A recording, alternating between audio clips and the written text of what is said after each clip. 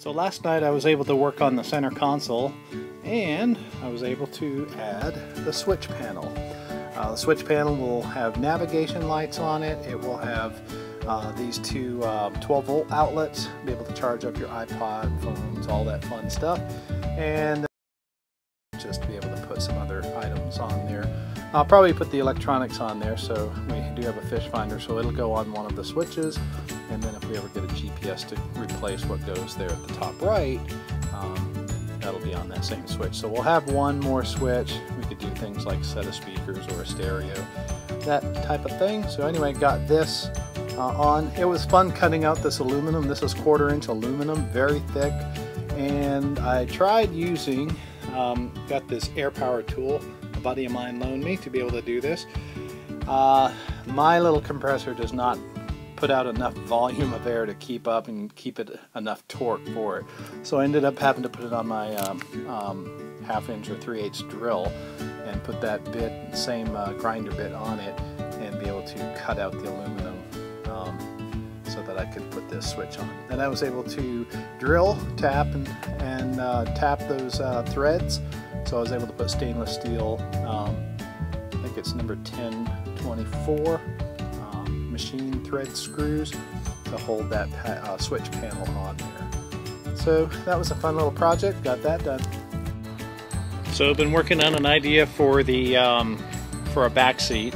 You can see where the center console goes, and basically it's just a frame, as you can see.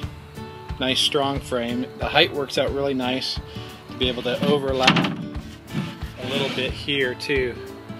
So it covers this white part. It'll come here, we'll put a piece of trim on the front. We'll get everything epoxied in nice white epoxy paint that I've got. And then we'll put some metal tabs in here in the corner so that we can actually pick up and drop this in when we want to, pull it out when we don't want it in there. And then I think we'll just go back to the height of everything is such that we're going to have to put, I think, the gas tank and the battery right back on the floor, or we might could put the battery up by the console to distribute a little more weight forward. But I think it's also very strong. I've stood on it. It works really well to stand on for fishing as well. And then also we can put some cushions on it and it'll make a nice seat.